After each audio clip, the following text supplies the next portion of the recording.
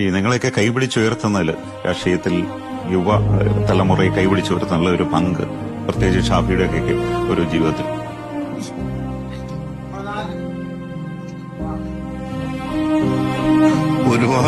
ഒരുപാട് ആൾക്കാർ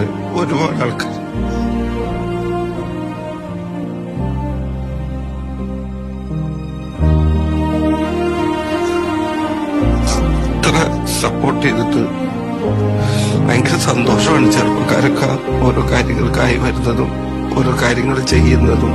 ഞങ്ങളൊക്കെ ഇലക്ഷന് കൂടെ വന്ന ആൾക്കാരെ KSUവിലൊക്കെ ഇലക്ഷൻ എന്ന സമയത്ത്